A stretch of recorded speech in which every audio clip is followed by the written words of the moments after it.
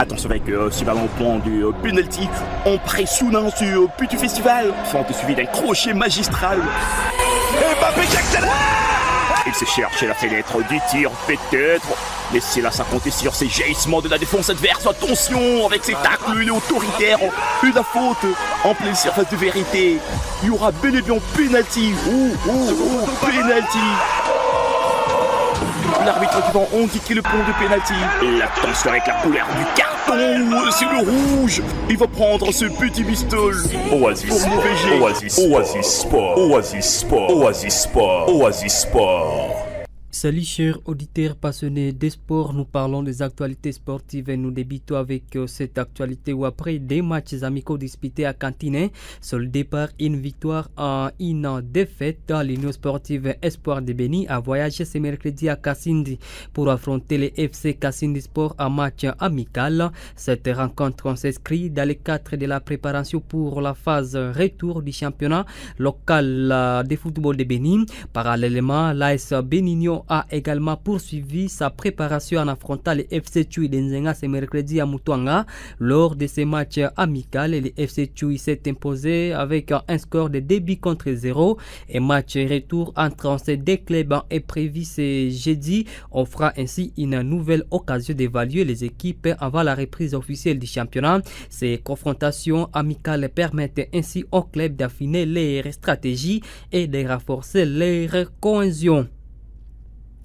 La 8e journée du championnat de la Lina Foot Ligue D dans la zone STB démarre ce jeudi 19 décembre à Goma Stade de l'unité avec un choc attendu à partir de 15h30 entre les DC Virunga et la jeunesse sportive de Bukavu d'Ajax.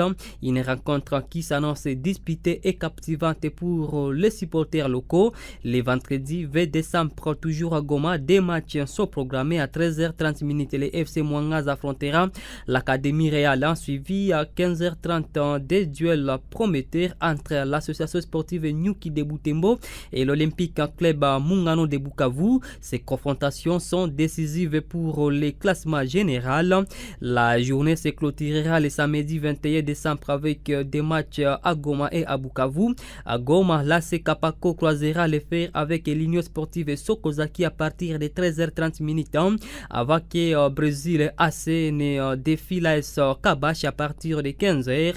Pendant ce temps, à Bukavu, le FC Moulazo accueillera l'AS Maïka à 15h30 et duel qui mobilisera les passionnés de la région. Au classement provisoire, l'OC Mungano est à la tête du classement avec 12 points suivis de l'Athletic Club Kapako qui compte également 12 points. L'Académie Réal est 3e avec 12 points. L'AS Kabacha est 4e avec 10 points.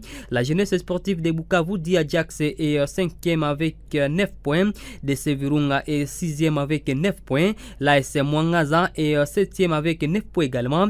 À la 8e position, nous avons le FC ETSL de Butembo qui compte 9 points.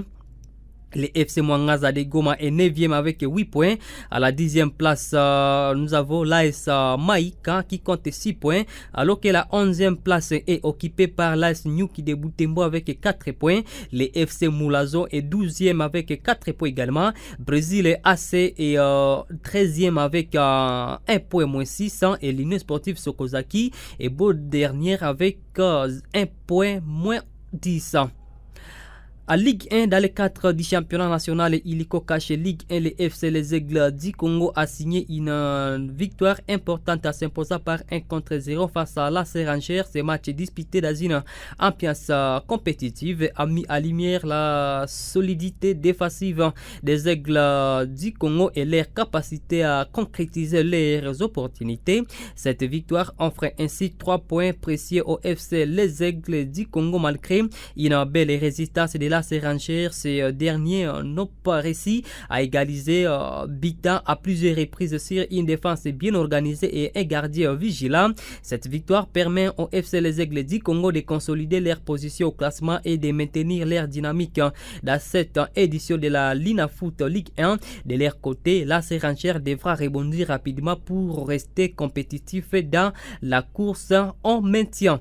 Et enfin, sur le plan africain, le comité exécutif de la CAF qui s'était réuni à Marrakech au Maroc le 16 décembre 2024 a choisi les pays hôtes de la Coupe d'Afrique des Nations de moins de 20 ans, messieurs.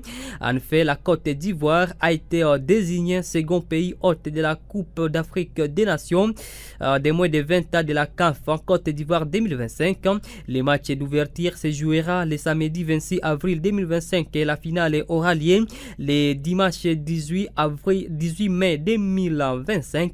Pour rappel, les 12 pays ci-après avaient composté les qualifications à la prochaine CAN de moins de 20 ans. Il s'agit du Sénégal, la Sierra Leone, la Tanzanie, le Kenya, l'Afrique du Sud, la Zambie, le Ghana, le Nigeria, le Congo-Brazzaville, le Maroc et l'Égypte, ainsi que la République démocratique du Congo. C'est la fin de ce journal de sport. Barakamba vous a servi.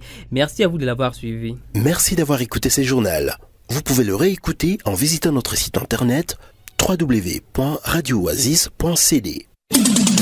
Jeune, ton avenir est plein d'espoir. Mais une seconde de plaisir sexuel peut le gâcher à jamais. Sois sage.